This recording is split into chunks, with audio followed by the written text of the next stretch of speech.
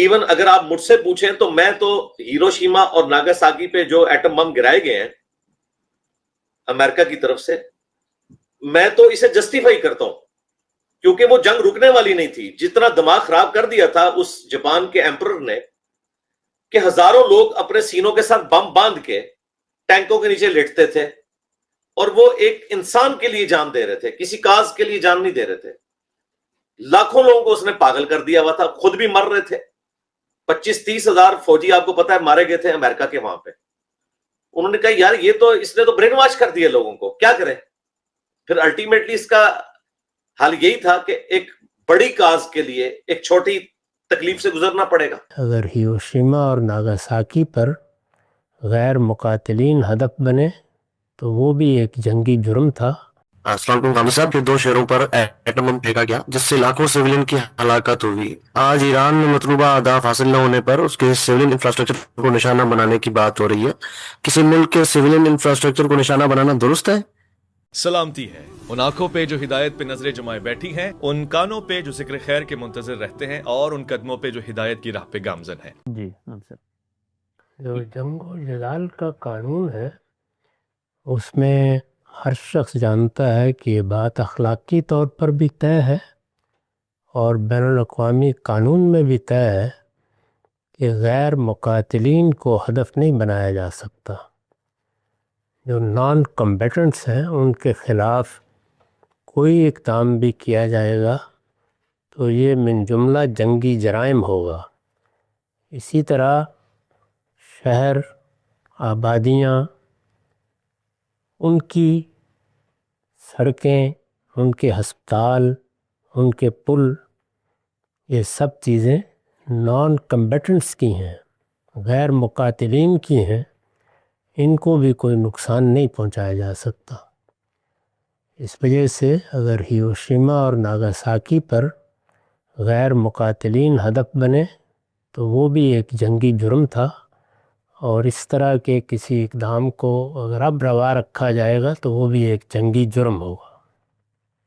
جی شاہ صاحب، اس میں یہ بات بھی کہی جاتی ہے کہ جو دوسرا ملک ہے اگر وہ اس چیز کا احترام نہیں کرتا، مثال کے طور پر تو مشرق وسطیٰ کے ممالک ہیں جیسے امارات ہے اور سعودی عرب ہے، وہ بھی جنگ میں ان کے مطابق براہ راست شریک نہیں ہیں، لیکن دوسرا فریق جب اس کی رعایت نہیں کر رہا تو اس پس منظر میں جو جارح قوتیں ہیں ان کو کیا یہ جواز نہیں مل جاتا کہ جب ایک فریق اس کی رعایت نہیں کر رہا تو پھر دوسرا کیوں کرے؟ جو چیز غلط ہے وہ ہر حال میں غلط ہے.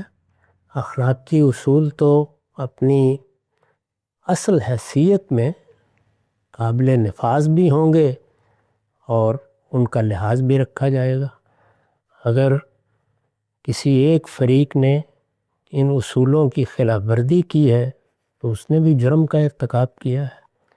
اس پر میں اس سے پہلے تبصرہ کر چکا ہوں کہ جو ملک شریک جنگ نہیں ہے یا انہوں نے واضح طور پر بتا دیا ہے کہ ہمارے ہاں کی کوئی چیز استعمال نہیں ہو رہی، تو جب تک آپ کے پاس صریح شواہد نہ ہوں ان کے خلاف بھی ایسا اقدام جنگی جرم ہے. تو دونوں جانب سے جب یہ چیزیں ہونا شروع ہو جائیں تو اس کا مطلب ہے اخلاقی اصول پامال کر دیے گئے. رامبی صاحب، میرا اسی سے متعلق سوال تھا جو آپ ابھی ڈسکس کر رہے ہیں پہلے سوال میں، کہ اس میں یہ میں سنا تھا مذہبی مبلغین تھے، اس کا میں ان کا کلپ سن رہا تھا جو ہمارے محمد علی مرزا صاحب ہیں، انہوں نے بتایا کہ جو امریکہ کی طرف سے ہیروشیما ناگاساکی پہ حملہ ہوا، اگر آپ مجھ سے پوچھے تو میں تو اس کو جسٹیفائی کرتا ہوں، کیونکہ اس میں جاپان کا ایک ایمپرر جس نے برین واش کر دیا تھا لوگوں کا، اور وہ اپنے سینے سے بم باندھ کے جو ہے سوسائڈ بامبنگ کرتے تھے اور اتنے فوجی ہلاک کر دیا، اور بھی ان کے عزائم تھے. تو اس کا کوئی حل اور نہیں تھا کیونکہ وہ صرف ایک انسان کے لیے جان دے رہے تھے، نہ کہ کسی کاز کے لیے. تو اس لیے انہوں نے جو کچھ کیا اس کے، اور وہ ثابت بھی ہو گیا کہ وہ جنگ رک گئی، اس کی جو بم جب مارا گیا اس کی وجہ سے جنگ رک گئی، تو وہ ثابت بھی ہو گیا. تو بعض کا یہ ایکشن لینا پڑتا ہے، تو میں تو اس کو جسٹیفائی کرتا ہوں. تو جب مذہبی مبلغین اس طرح کے بیان دیں گے تو اس پہ کیسی صورتحال. اور دوسرا جو ڈیٹرنس کے لیے جو رکھا جاتا ہے ایٹم بم، اس میں آپ کا سید علی خامنئی والا ہی موقف ہے کہ ڈیٹرنس کے لیے بھی نہیں رکھ سکتے، جبکہ قرآن میں حکم ہے کہ ڈیٹرنس قائم رکھو. تو ابھی تو ڈیٹرنس قائم نہیں ہوتی اگر ایٹم بم نہ ہو، یہ ثابت بھی ہو گیا. جی واضح ہے. میں نے یہی عرض کیا ہے کہ اخلاقی اصول تو ابدی ہوتے ہیں، ان میں کوئی ترمیم و تغیر نہیں کیا جاتا ہے۔ چنانچہ یہ بات طے ہے کہ غیر مقاتلین کے خلاف کوئی اقدام نہیں کیا جا سکتا۔ اب یہ سوال پیدا ہوا کہ خلاف ورزی کر دی گئی ہے اور ہم کسی اضطرار میں مبتلا ہو گئے ہیں، تو یہ ایک عذر ہے۔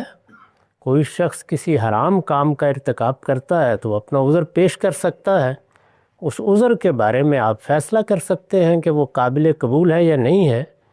تاہم اس طرح کے آزار محض پیش کر دینے کے لیے نہیں ہوتے، ان کا بہت دقت نظر سے جائزہ لینا چاہیے۔ کیا فی الواقع وہ عذر بنتے ہیں؟ کیا ان کو قبول کیا جا سکتا ہے؟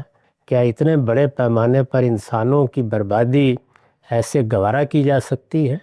تو اخلاقی اصول کبھی تبدیل نہیں ہوتے، وہ اپنی جگہ ہیں۔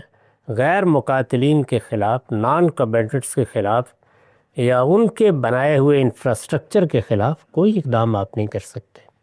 اصول یہی رہے گا۔ اس وجہ سے جتنے بھی میس ڈسٹرکشن کے ہتھیار ہیں وہ اصلاً بالکل ناجائز ہیں۔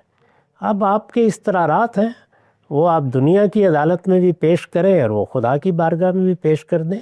ہم سے جب پوچھا جائے گا تو ہم یہی کہیں گے۔ جی ہم سے اس میں ایک چیز کی وضاحت کیجیے گا، جب آپ کہتے ہیں نان کمبیٹنٹس، تو یہ بھی پچھلے دنوں جب پاکستان نے افغانستان پہ حملہ کیا تو وہاں پر بھی یہ بحث ہوئی اور کہا گیا کہ بھئی ایک ملک کی جو عوام ہیں وہ اصل میں اس طریقے سے ڈٹیچ نہیں ہوئے، بلکہ وہ ایک کاز کے ساتھ اس کی حمایت میں پس پردہ کھڑے ہوئے ہیں۔ تو اگرچہ بظاہر تو وہ اسلحہ نہیں اٹھا رہے، لیکن جو اسلحہ اٹھا رہے ہیں وہ ان کے حامی و ناصر بن کے کھڑے ہوئے ہیں۔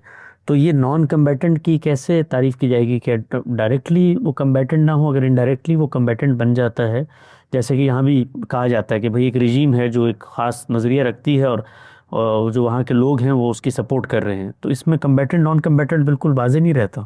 نہیں، بالکل واضح ہے، ہمیشہ سے واضح ہے، یہاں تک کہ وہ لڑنے والا آدمی جو میدان میں کھڑا تھا، مار رہا تھا آپ کو، اس نے ہتھیار پھینک دیے، وہ بھی نان کمبیٹنٹ ہے۔ اس کے بعد اسے بھی صرف قیدی بنایا جا سکتا ہے، اس کے خلاف کوئی اقدام نہیں کیا جا سکتا۔ نقطہ واضح ہو گیا، آگے بڑھاتے ہیں۔ جاپان میں بچہ بھی تو مرے نا، وہ تو نان کمبیٹنٹ تھے وہ تو۔ جاپان میں کہتے ہیں ہم سب جو ہیروشیما ناگاساکی پہ ہوا، اور اس میں چونکہ پوری قوم ہی وہاں پر آمادہ جنگ تھی، تو اس صورتحال میں پھر کیا دوسرا چارہ رہ جاتا؟ یہ بات کہنا آسان نہیں ہوتا، پوری قوم آمادہ جنگ ہے۔ یعنی اس وقت کیا امریکہ میں پوری قوم آمادہ جنگ ہے؟ اور ایران میں آپ نے جا کے دیکھ لیا کہ پوری قوم آمادہ جنگ ہے؟ نہیں، اس طرح کے آزار پیش کرنے کی بجائے وہی اصول ہے جو ہمیشہ سے طے ہے، اور وہ صرف اخلاقی اصول ہی نہیں ہے، بین الاقوامی قانون میں بھی اس کو متعین کر دیا گیا ہے کہ کسی ایسے معاملے میں آپ کوئی اقدام نہیں کر سکتے جس کا اثر نان کمبیٹنٹس پر پڑتا ہے۔ ہاں، کسی جگہ کوئی اضطرار پیش آ گیا، مجبوری پیش آ گئی، وہ ایک عذر ہے، وہ عذر لوگ پیش کریں دنیا کے ساتھ۔